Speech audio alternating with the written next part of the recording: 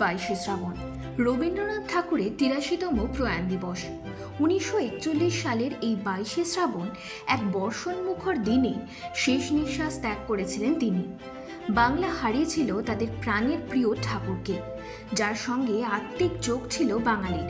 তবে এত বছর পরও প্রতিটি বাঙালির মনে বেঁচে রয়েছেন তিনি, যার লেখনীর আধুনিকতা আজও অপ্রতিরোধ্য। তার গান, সাহিত্য, কবিতা আজও বড়ই প্রাসঙ্গিক, যা আমাদের নতুন করে বাঁচার শক্তি দিতে পারে। তিনি একাধারে ছিলেন ঔপন্যাসিক, সঙ্গীত স্রষ্টা, নাট্যকার, চিত্রকর, ছোট গল্পকার, প্রাবন্ধিক, অভিনেতা, কণ্ঠশিল্পী ও দার্শনিক। এমনকি নিজের উল্লেখযোগ্য অবদান রেখেছিলেন তৎকালীন সামাজিক সংস্কারেও। জেনে নেওয়া যাক তাঁর জীবনের কিছু অজানা ঘটনা।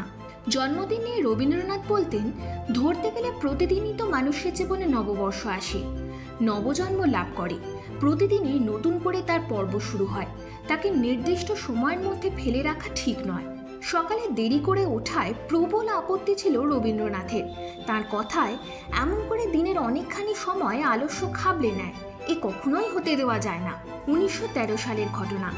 পাঠভবনে শিশুদের আম্রকুঞ্জে গাছের তলায় ইংরেজি পড়াচ্ছিলেন রবীন্দ্রনাথ।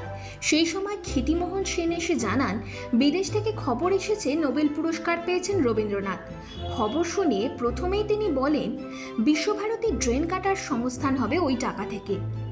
বিশ্বভারতীর আর্থিক দায়িত্ব ছিল প্রায় সমস্তটাই রবীন্দ্রনাথের।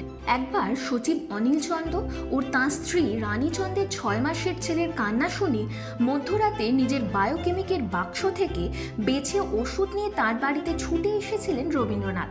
শিশুটির নাম ছিল অভিজিৎ। রবীন্দ্রনাথ তার নাম দিয়েছিলেন যুবরাজ।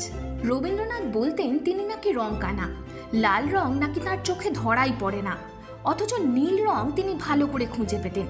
ছবি আঁকতে খুবই ভালোবাসতেন। প্রথমে পেন্সিল দিয়ে ঘষে রং তৈরি করে তার উপর আবার রং করতেন।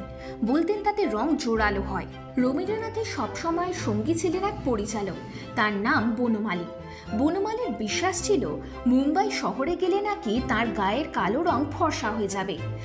রবীন্দ্রনাথ তাই একাধিকবার তার সঙ্গে গিয়ে মুম্বাইতে থাকার প্রস্তাব দিয়েছিলেন বনমালীকে। এই বনমালীকে একবার নিজের হাতে সাজিয়েও দিয়েছিলেন তিনি। নারীদের স্বনির্ভরতার উপর জোর দিতেন রবীন্দ্রনাথ। বলতেন, মেয়েরা জন্মায় মায়ের পরিপূর্ণতা নিয়ে। দেখা গিয়েছে, যেখানে মা পরিপূর্ণ সেখানেই নারীর জন্ম হয়েছে। সংসারে যে কোনো জায়গায় আয় করা মেয়েদের খুব প্রয়োজন। একবার ট্রেনে করে নেমে গাড়ি করে রাজবাড়ি যাচ্ছিলেন রবীন্দ্রনাথ।